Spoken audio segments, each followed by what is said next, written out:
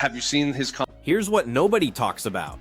There were absolutely zero discussions taking place, but somehow everybody had completely wrong ideas about what was really happening in private. No conversations, no deals being worked out, absolutely nothing. That's what we're being told, and it's pretty insane when you think about everything that followed.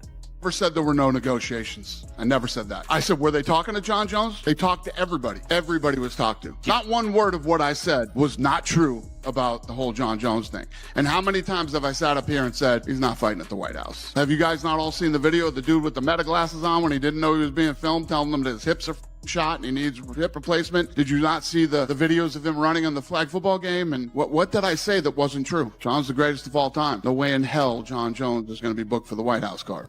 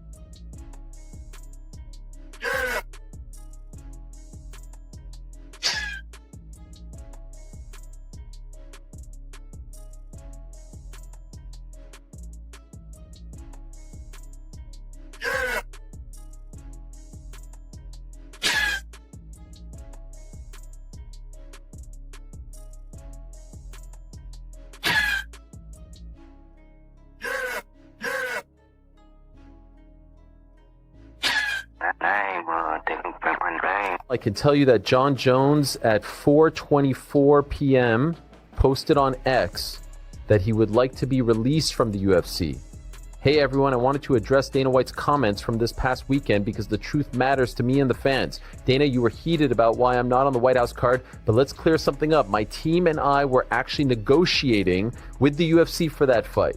Real negotiations. I even came down from my original number, and what was I offered in return? I was lowballed. Yes, I have arthritis in my hip and it's painful, but that doesn't mean I can't fight. So let me get this straight. If I had accepted the lowball offer, suddenly my hip would be fine and I'd be on the White House card. That doesn't make sense. I even received stem cell treatment last week to get ready for the White House card, and training camp was scheduled to start today. I was preparing to be ready. I understand business deals fall through sometimes, but going out publicly and saying things that aren't true isn't right. After everything I've given to the UFC, the years, the title defenses, the fights, hearing that I'm done is disappointing, especially when, as of recently as Friday, UFC was calling me trying to get me on that White House card for a much lower number. If the UFC truly feels like I'm done, then I respectfully ask to be released from my contract today. No more spins, no more games. Thank you to the real fans who know what's up. Bones out. So, back to back, you have a tweet from Ronda Rousey, who's one of the faces of the UFC, saying, F you. And then you have Jon Jones, who I appreciate, backed up everything I said around 3 hours ago, saying we were negotiating. I was lowballed, meaning he believes he was lowballed. And if you don't want me to fight for you, if you don't think I can fight. Opposite. But here's the cold hard truth. If Jon Jones's demands are not being met for the biggest fight in history, they're not going to be met for the non-biggest fight in history. Now we've got Jon Jones and Dana White stuck in this huge public war of words. And trust me, this thing has blown up into one of the most discussed controversies in all of MMA right now. Social media is going absolutely nuts. People are choosing teams. It's a complete circus. What went down is Dana stepped up and claimed Jones was never actually being considered for the White House event in any real capacity.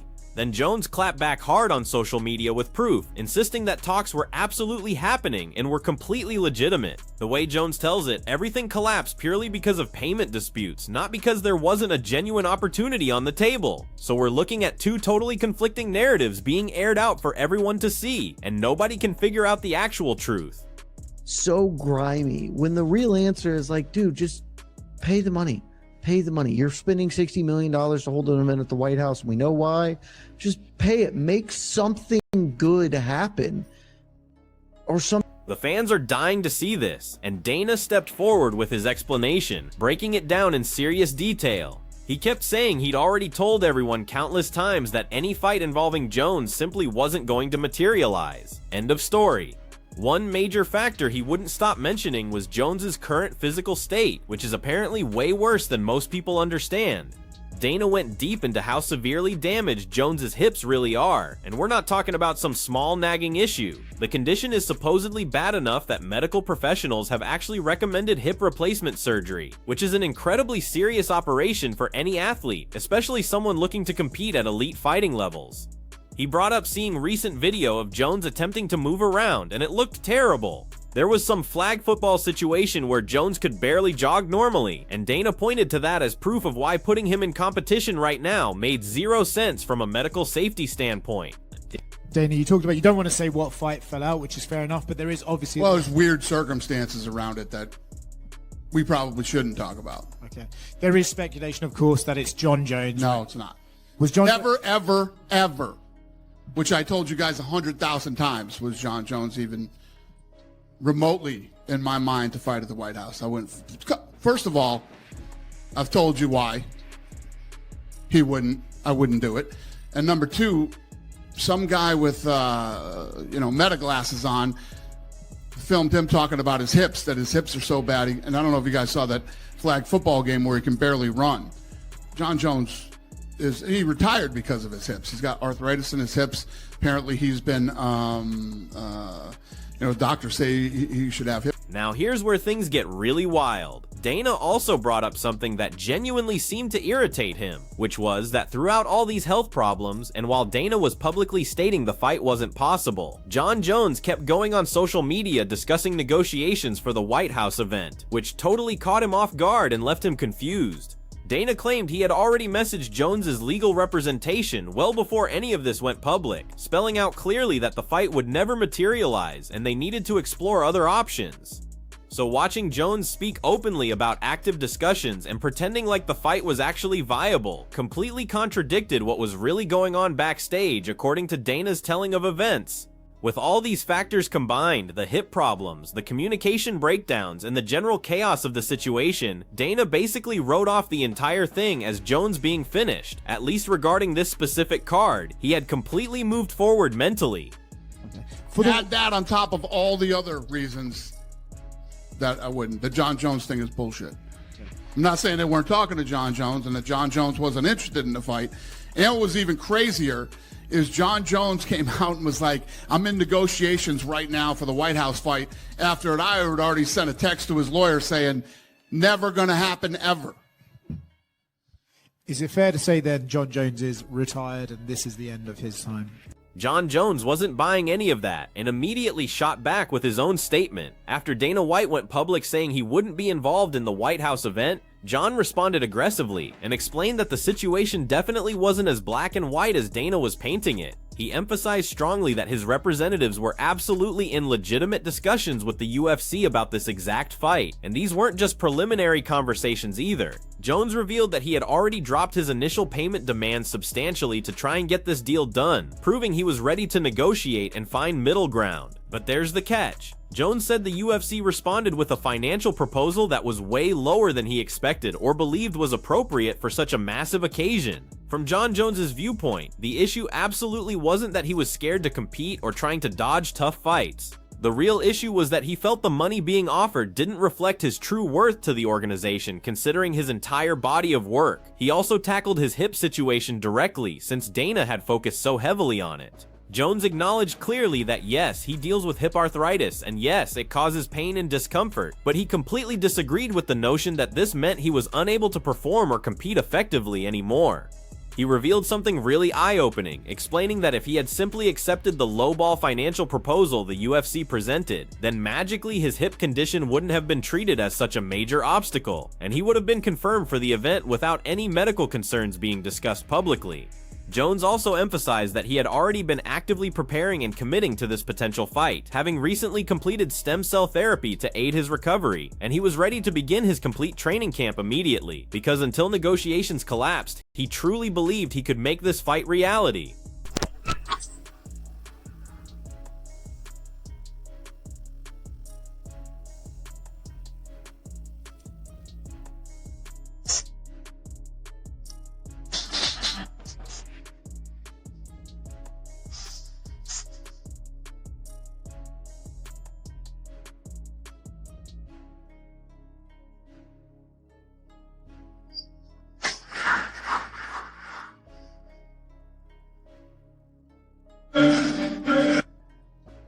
Jones pushed even harder and described exactly how disappointing this entire experience has been for him personally and career-wise. He expressed deep frustration at hearing himself portrayed as essentially finished with the UFC or past his prime when you consider everything he has legitimately achieved and given to the company throughout his time there. Jon highlighted that he has been entering that cage for many years, risking serious injury, facing elite-level competition, and successfully defending championship belts across multiple divisions within the organization.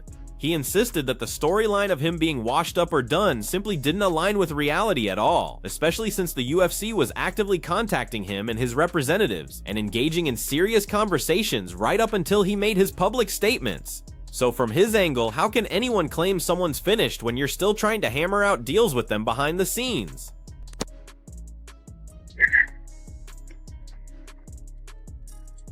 Wade Pleman offered some fascinating insights when he jumped into this debate, and he strongly rejected the idea that Jones's hip problems were the actual reason this fight never happened. He presented a compelling case that the UFC has permitted countless fighters to compete while managing various injuries or physical issues in the past, so this has been standard practice for years. So suddenly treating Jones's hip condition as this disqualifying factor and the primary reason the bout couldn't occur seemed really odd and hypocritical to him, given the promotion's track record.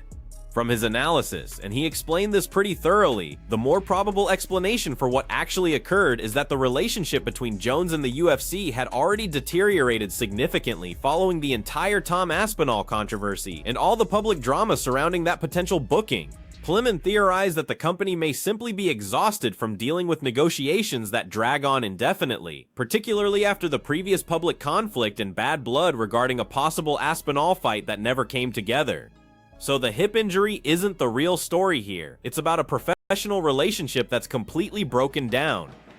So that entire monologue that Dana just gave, the minute-long monologue, is full of contradictions. Number one, he says that part of the reason, and I remember I sat down with Dana and interviewed him, and he said Jon was not going to be a part of the card. He said that Jon was unreliable, that he had trepidation about putting Jon in a main event after the Tom Aspinall situation. If that is the reason, that's what Dana should have said, which I think it still is the reason that Dana doesn't want to put on a Jon Jones fight. It isn't because Jon has arthritis in his hips. I have seen Dana trot out Stipe Miocic at 40 plus and looking like dog shit for Jon Jones, as long as they can get out there. I've seen Dana allow Michael Bisping to fight with one eye for the back half of his career and become a champion with one eye. So I've seen fighters be compromised going into fights. I've seen Dana allow fighters to come in on 4 hours notice. Dan Ige, hello. And it isn't anything to do, in my opinion, with this hip arthritis thing. Like, Dana's not like, well, I'm just looking out for Jon and his hip problems. Bullshit. This is clear to me that the reason he didn't want Jon on this card is that he turned down Tom Aspinall, that he turned him down after Jon said he would fight Tom Aspinall for the $30 million that they offered. Once Jones went public with his response and actually requested his release from the UFC, which is an enormous statement, Pleman said that reaction made perfect sense to him because the athlete obviously felt completely disrespected by how this entire situation was handled publicly. He noted that Jones specifically stated negotiations were legitimate and ongoing, and that he had even reduced his financial demands to try and meet the UFC halfway, which really indicates the fighter was seriously attempting to make this bout happen and wasn't simply being stubborn or impossible to work with. Pleman's main conclusion after watching this whole drama play out was that the situation really appears to be a total collapse of trust between both parties, and that's the fundamental problem everyone's dealing with. Rather than receiving a clear, logical explanation that adds up, fans are getting two completely contradictory versions of identical events from two sides who should supposedly be working together. And that is precisely why this whole mess has exploded into such a huge debate and discussion point surrounding the White House event and whether the situation was managed correctly.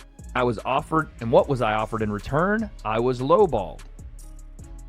There we go. Again, we'll keep going through this, but this is what I think it really came down to, is that Dana probably instructed and or the matchmakers knew that there was only going to be one offer to Jon Jones based on the fact that Jon had, quote unquote, screwed them over. And to be honest, Jon did with the Tom Aspinall fight. They had an agreement and Jon went back on it.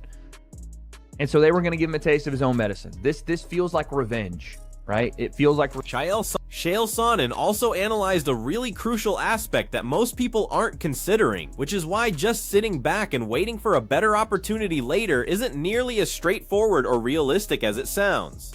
Sonnen emphasized something vital, which is that Jones is already well into the final phase of his fighting career. He's not some young prospect anymore, and the heavyweight landscape isn't going to remain static while he sorts out his issues or heals up or holds out for improved terms. If Jones doesn't compete at all during 2026, then the entire championship picture and division hierarchy could be completely transformed by the time he actually attempts to return to active fighting. Sonnen detailed that for Tom Aspinall to remain champion several years from now, like in 2027 or later, would require him to complete several successful title defenses, which is something that rarely occurs quickly or easily in the heavyweight class because of how unpredictable and dangerous that division always is. Beyond all that, the specific opponent that Jones might be targeting could be completely out of the picture or in a totally different situation, so his entire strategy could crumble. You look at that and go, man, that guy's like 37, 38 years old. He had this opponent named Francis who left. Now he's got this opponent named Tom, and we don't even know if Tom will have the belt by then. For Tom to have the belt by 2027 would mean that Tom has to set a heavyweight record for title defenses. Right, all of a sudden it starts to get strange. You didn't have the evidence that Alex Pierre was going to come into the weight class. Because I can now tell you that. I can now give you that clue. Is Jon Jones going to fight again? Well, let me give you a clue. He's not going to fight in 2026. And it's not an opportunity of going, hey, I changed my mind. Look, it's all cool in the gang. You know, we rethought this and I came in a little bit strong and the model. Everything shifts and suddenly the landscape looks completely different for any potential fight with Tom. Sonnen emphasized that waiting simply isn't a practical strategy when you examine the real timeline and complications involved.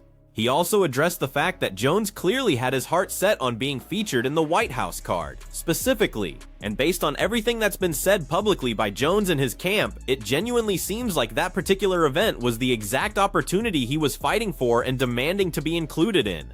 Sonnen clarified that simply wanting the spotlight and the fight actually coming together in practice are two totally separate things that don't automatically connect. The promotion still needs to create a matchup that works for an event that's historic and meaningful, and they need to be able to market it effectively to audiences and press. When Sonnen examined the roster of potential opponents and possible fights, he genuinely wondered what narrative the UFC could realistically pitch to the public if Jones were brought onto the card at this point, because the storyline needs to be logical and exciting. On the White House card. To our knowledge that we've been given, and I understand that things are kept, but from our knowledge, that was all that he asked for. He did not come in with some $30 million price tag or something ridiculous, and I imagine there was a little bit of a pain in the ass behind the scenes, but he had still made it ask, and he's doing a number of great things. And a guy that he smoked in 4 minutes got the opportunity. I mean, I could feel for Jon in that spot. But what do you do? I mean, if you had the power, what would you do? You're not going to put him in there against Tuivasa or Derek Lewis. You're not going to put him in there against Volkov. What story are you telling? Where are you going to go? Jon is going to have to fight for a belt. That belt is going to have to be defended against Tom, which was an idea that we had 5 months ago and didn't come to fruition. Chael Sonnen approached the conflict between Jon Jones and Dana White from a strictly financial perspective, and his central argument that he kept returning to was that the monetary aspect is where everything completely collapsed, pure and simple. He broke down, according to his information, that the figures being thrown around for the fight were nowhere near what Jones anticipated or considered reasonable for an event of such scale and historic importance.